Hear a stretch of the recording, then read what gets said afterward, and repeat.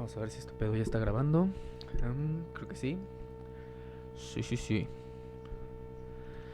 Ahora sí, bandita. Buenos días, tardes, noches. ¿Cómo están todos ustedes? Bienvenidos a este su espacio Mundo Mental. Ya los había abandonado un par de semanitas con el tema del ruido de noticias, pero, aunque no digo que tenga justificación, pues aquí estamos de nuevo, ¿no?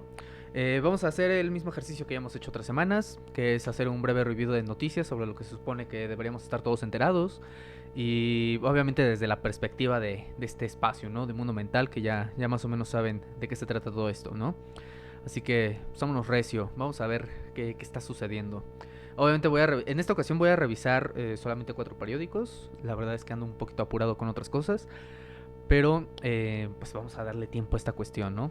A este bello espacio.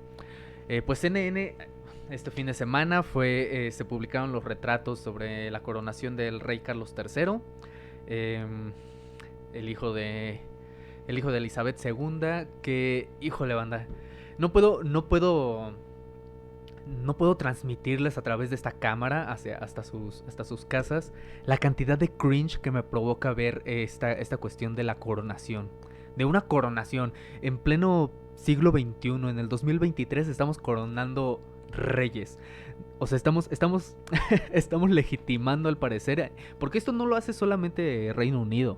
O sea, en un mundo tan interconectado como lo es el que tenemos ahora, honestamente me parece ridículo que sigamos legitimando jefes de Estado por decreto divino. Es una mamada, raza, es neta una mamada. Entonces, pues es una de las cosas que acontecieron en esta ocasión. Nada más que sí me gustaría mostrarles algo que me llamó mucho la atención. Y de hecho sí se ve en esta foto. Afortunadamente no me tengo que ir a buscar entre toda la porquería que hay nada en internet.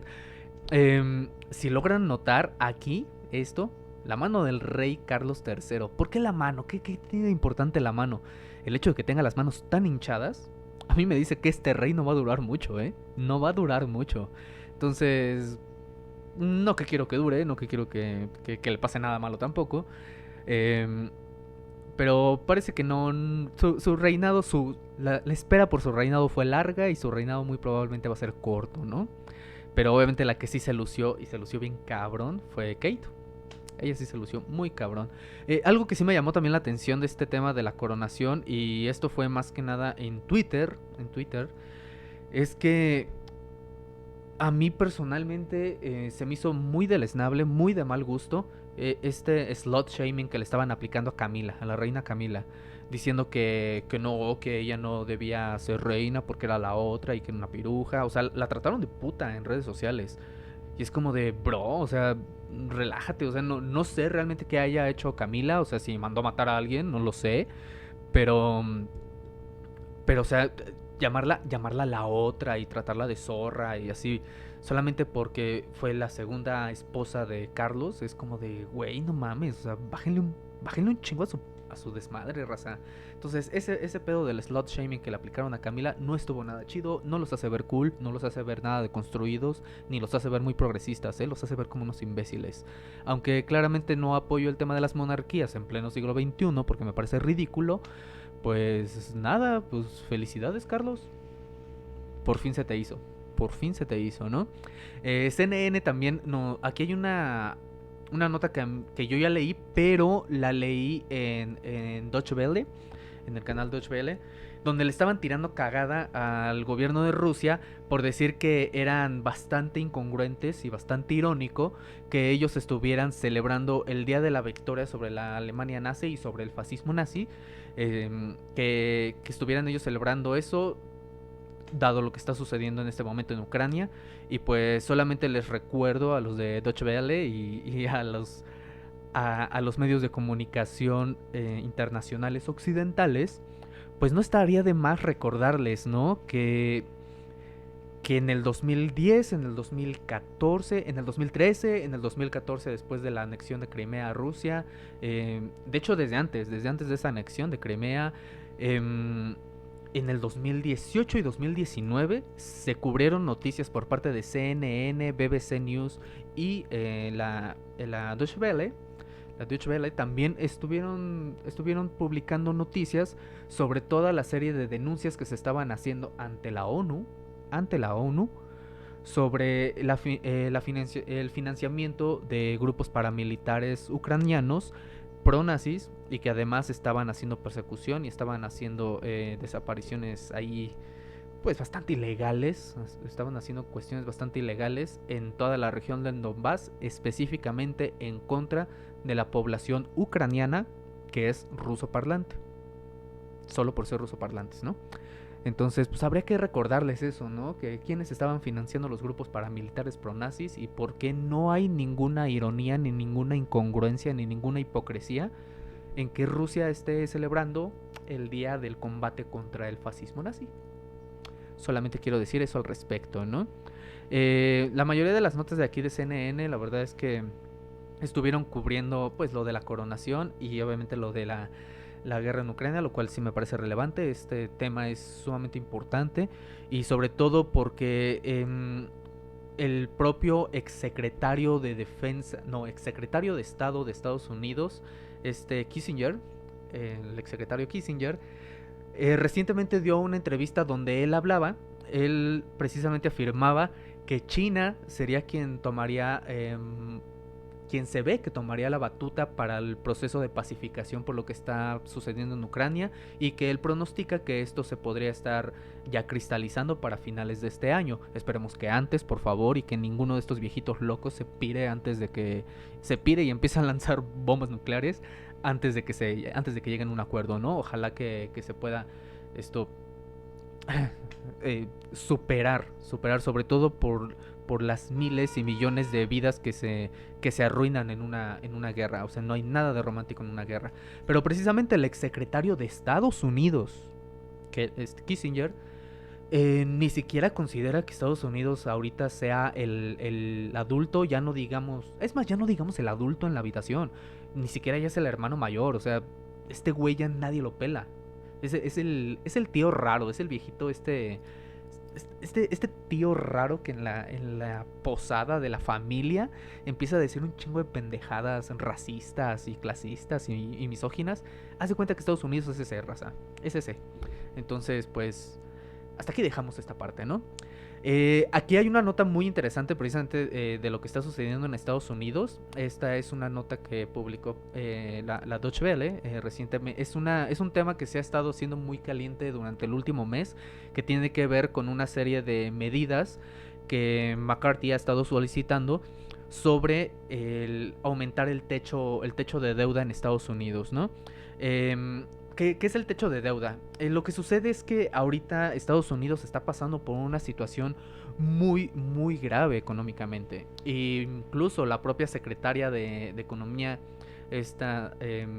Janet Yellen, ayer, de hecho, ayer domingo, bueno, la semana pasada, dio una entrevista donde afirmaba que hay una serie de medidas que está solicitando precisamente el Partido Republicano, específicamente McCarthy, que están solicitando un aumento del techo de deuda porque se dieron cuenta, para sorpresa de nadie, de que si no toman una serie de medidas extraordinarias, como lo dice la nota de la Deutsche Welle, no podrán ni siquiera cumplir con el pago de sus responsabilidades de la deuda. Ya no digamos de los presupuestos que tienen para un chingo de cosas. No van a poder ni siquiera pagar los servicios de su deuda.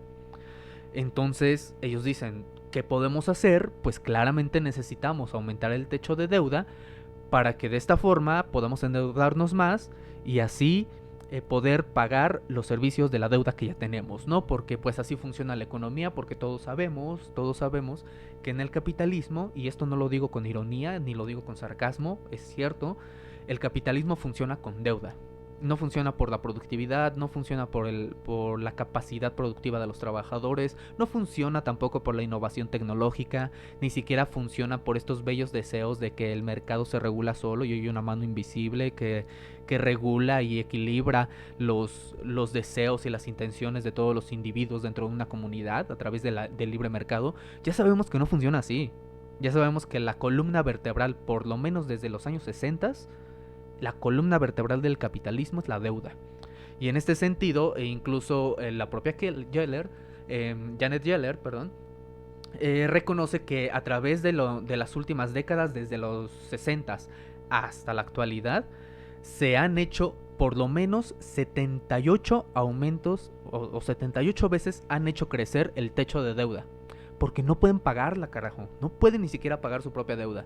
Entonces, Estados Unidos en la última década, en la última media década, mejor dicho, el último lustro, aumentó 650% su deuda pública.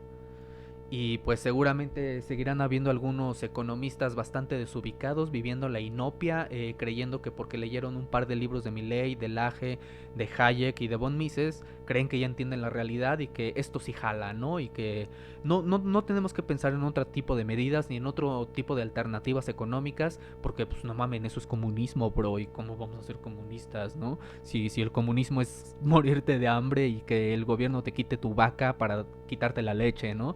Todos sabemos que así funciona el comunismo. Entonces, pues obviamente estas ilustres personas, estos ilustres economistas, pues consideran que no, lo ideal es que si no podemos, si estamos demasiado endeudados al grado de que ni siquiera podemos pagar nuestra deuda, pues lo más saludable que podemos hacer es aumentar nuestra deuda para pagar los servicios de la deuda que ya tenemos, ¿no? Parece que estoy describiendo Híjole, ni siquiera voy a decirlo. Ni siquiera voy a decirlo porque va a sonar bien clasista. Y es que solamente que acá no sería clasismo, porque estos sí son unos pendejos, la neta. Entonces esto debería preocuparnos porque la verdad nuestra economía y nuestras relaciones comerciales están dolarizadas actualmente y dependen muchísimo de las decisiones que tome el Departamento del Tesoro y las decisiones económico-políticas que toma Estados Unidos. Por eso me llama mucho la atención y fue una de las también de las notas que se popularizaron la semana pasada de que López Obrador, nuestro presidente, considera que no es necesario diversificar nuestras inversiones ni diversificar pues nuestros fondos porque pues él confía en que el dólar va a seguir siendo fuerte y va a seguir siendo relevante y pues quizás sí un par de años más, quizá en su sexenio sí se siga cumpliendo porque su sexenio acaba el próximo año.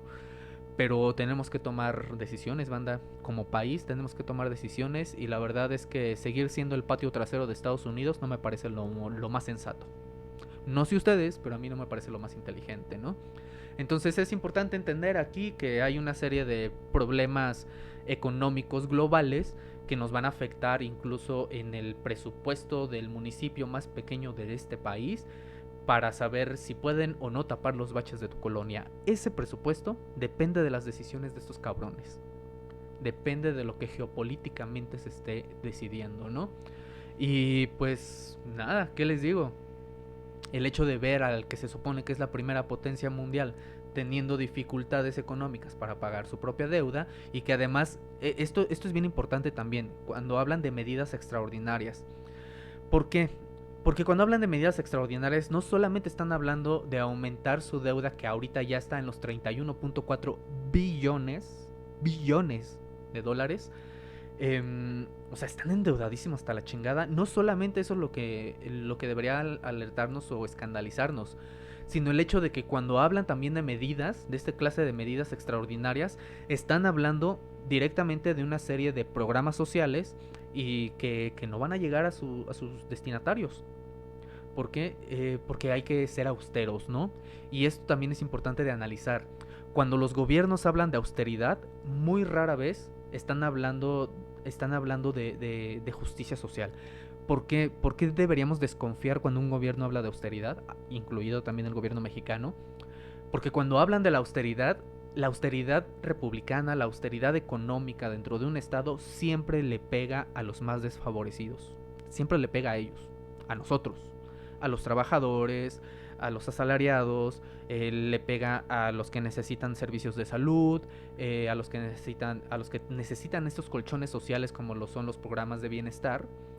Todos estos programas se ven directamente afectados cuando empiezan a hablar de austeridad. Por eso debemos tener muchísimo cuidado con esta cuestión.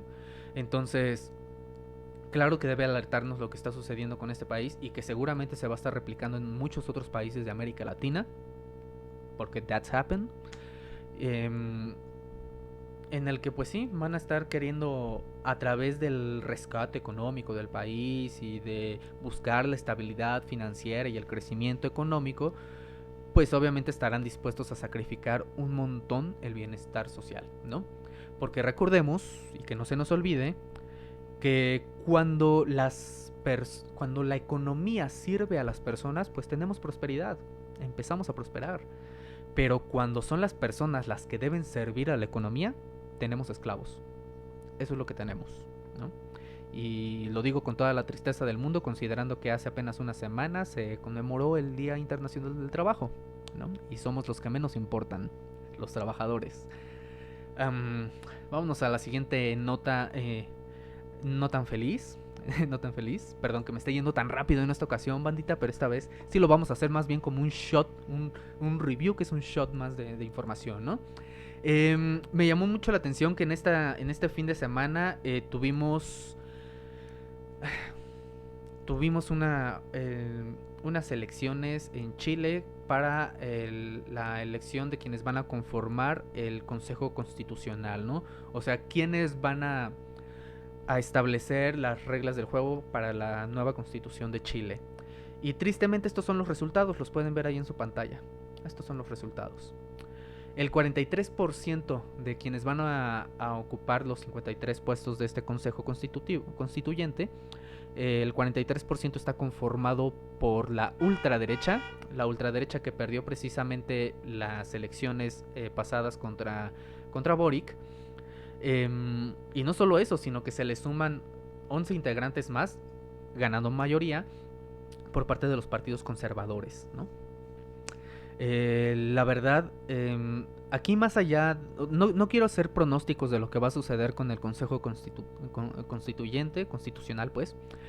No quiero hacer pronósticos ni quiero decir que solamente por este dato automáticamente los más desfavorecidos, o sea, los pueblos indígenas, los trabajadores, las amas de casa, las personas que pertenecemos a la base de la pirámide, no quiero decir que automáticamente se los va a llevar el carajo. No quiero decir eso. O sea, no. Entonces no quiero hacer pronósticos. Lo que me gustaría invitarles a reflexionar sobre esta nota, sobre lo que sucedió este fin de semana en Chile, es principalmente reconocer los límites de la democracia. Y esto no quiero que se tome como un comentario a favor del autoritarismo, ni de las tiranías, ni de las dictaduras, no. Sino de reconocer que la democracia tiene sus límites.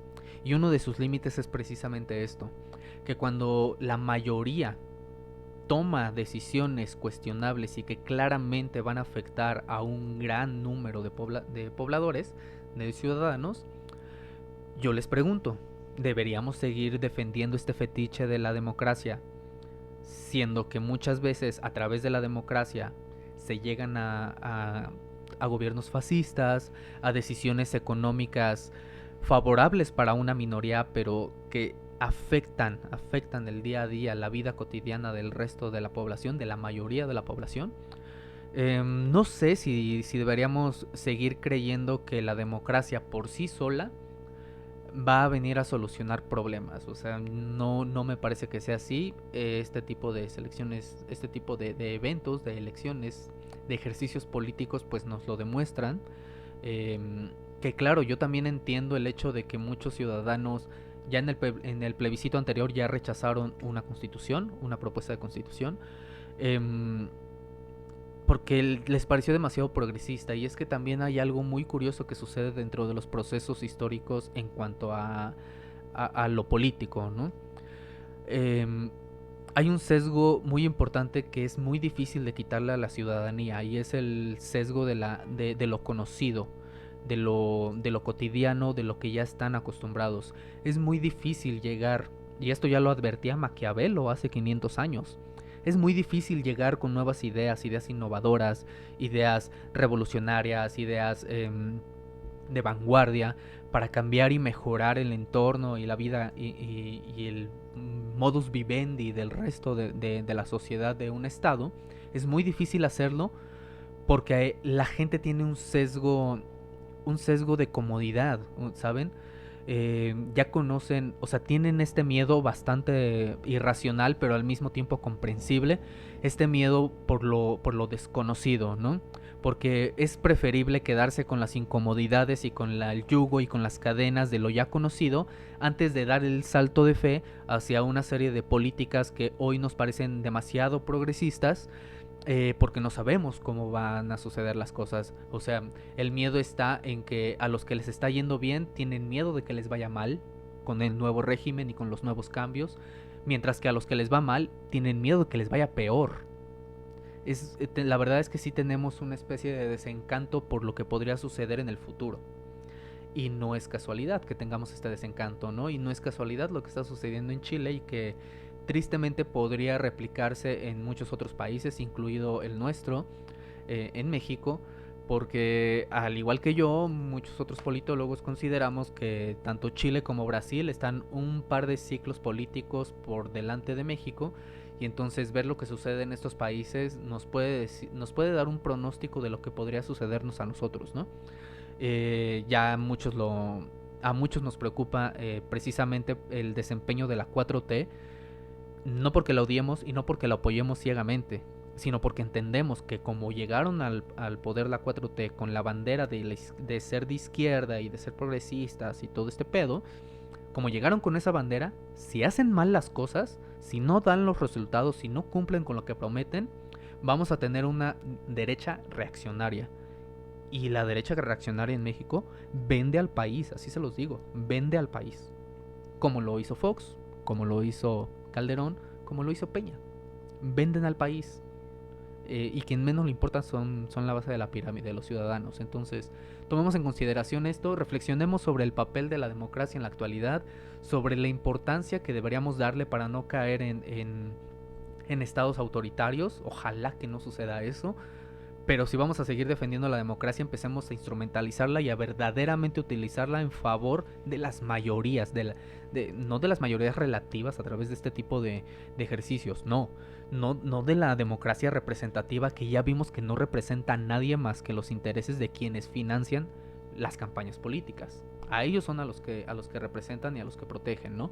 Entonces, instrumentalicemos la democracia, una democracia que sí tenga que ver directamente con la participación ciudadana, que sí estemos involucrados en esto, ¿no? Es muy importante ya empezar a elevar el nivel del discurso, el nivel de las conversaciones, dejar de estar pensando si Peso Pluma canta chido o no canta chido. A mí me parece una cagada, pero hay mucha gente a la que le gusta, entonces eso está bien que les guste. Dejemos de clavarnos en eso, o si Shakira sigue ardida con Piqué, dejemos eso de lado, dejemos esas pendejadas a un ladito tantito y empecemos a tomarnos en serio más estas cuestiones, empezar a elevar el nivel de las conversaciones. Nos surge, la verdad es que nos surge. El mundo se está convulsionando de maneras muy feas y todo está sucediendo muy rápido y creo que necesitamos estar preparados, ¿no? Y para cerrar vamos a darle un mapeo a lo que dice el periódico de China. Ustedes ya saben que no me gusta mucho el periódico de China porque tienen la mala maña de pintar todo muy bonito. Como que no hay pedo, como que las cosas están sucediendo bien, ¿no? Así que vamos a ver qué dice China que está pasando en el mundo antes de cerrar este breve live review de esta semanita. A ver, vamos a watchar. Debería ya tener cada nota abierta. Regáñenme, banda, la neta, por incompetente. A ver. Bueno, también esto, ¿no? Esto que está muy triste. Sospechoso de tiroteo de Texas, posible simpatizante neonazi, para sorpresa de nadie. Generalmente los libertarios, o mejor dicho para mí pubertarios, de estos que tienen una banderita amarilla con negro y con una serpiente, cuídense de esos cabrones, esos güeyes tienen pedos, o sea, neta sí tienen pedos psicológicos, psicoemocionales. Esos güeyes no necesitan un rifle de asalto, ellos necesitan un abrazo y terapia, eso es lo que necesitan.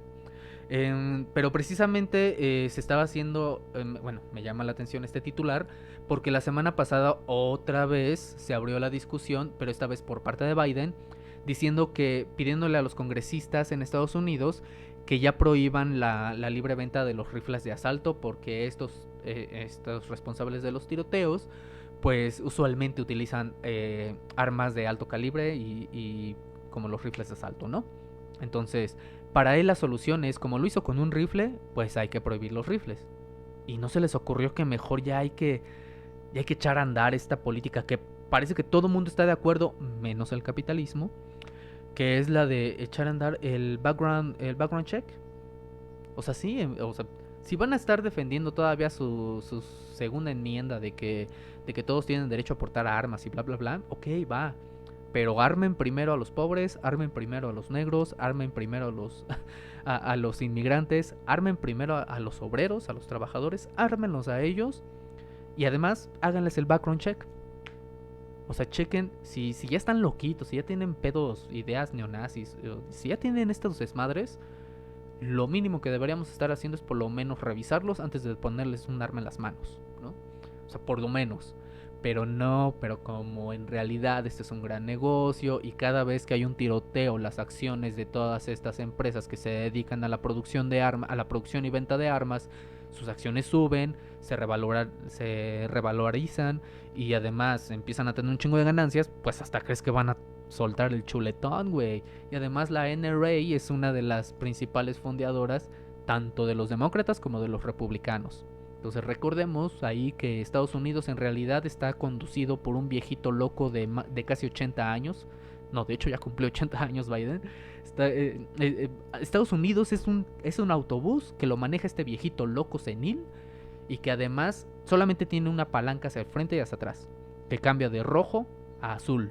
Demócratas, republicanos, pero sigue siendo el mismo autobús, sin frenos, conducido por un viejito loco y atropellando a todo el que se le pone enfrente. Ese es Estados Unidos ahorita. Esperemos que cambien. Esperemos que cambien. Atropello deja 7 muertos y 2 heridos en ciudad fronteriza de Estados Unidos y casualmente atropellaron a puros inmigrantes. Puros inmigrantes. Les digo que es que banda, neta tengan mucho cuidado con los discursos conservadores o de derecha. Tengan mucho cuidado.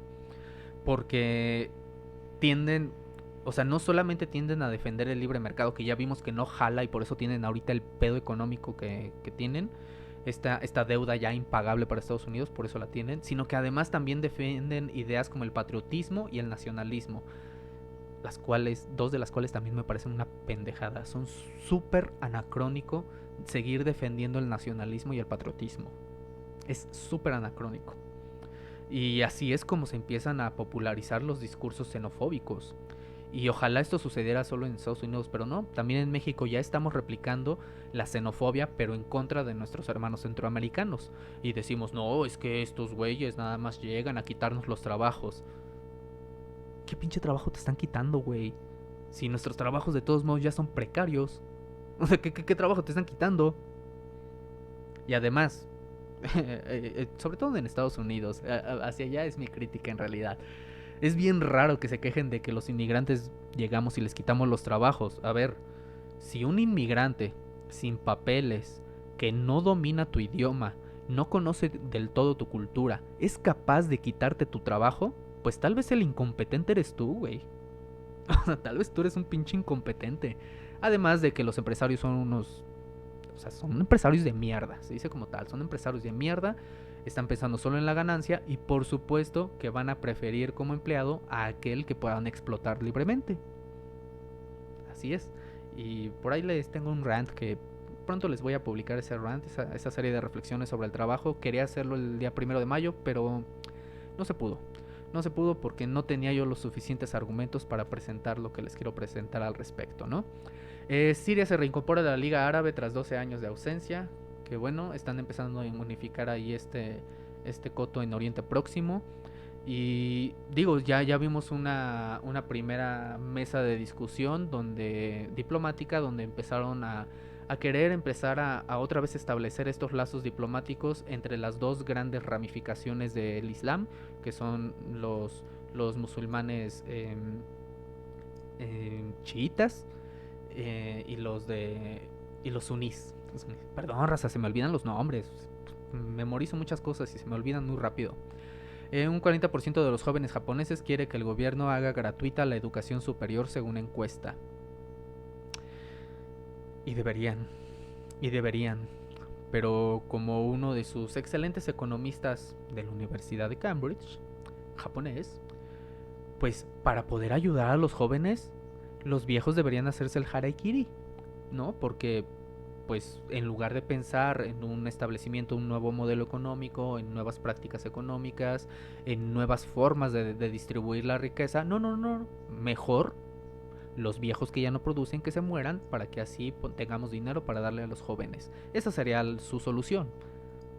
La mía claramente no, la mía claramente sería el de fortalecer un poquito más el aparato estatal y empezar a poner límites a la acumulación de riquezas, pero pues eso es de comunistas, eso es de socialistas y pues somos una caca, ¿no? Nosotros, por querer pensar en el bienestar de la mayoría. Bueno, 9 muertos y 7 heridos en el... Ay, raza, no tiene ni idea de cómo me molesta. Y la verdad es que sí me molesta leer tantas veces y con tanta frecuencia titulares sobre tiroteos en Estados Unidos. De verdad sí me molesta porque son vidas humanas, raza. O sea, para nosotros es muy fácil decir 9 muertos, 8 heridos o 7 heridos en este caso. O mataron a 3 personas, 400 damnificados. Es bien fácil hablar de números y ponerles otro mote, ¿no? Como de muertos, de heridos, pero se nos... de no sé, de damnificados, de inmigrantes. O sea, les ponemos siempre estos motes y ponemos un número. Y lo que me aterra de eso es que seguimos quitándole el rostro.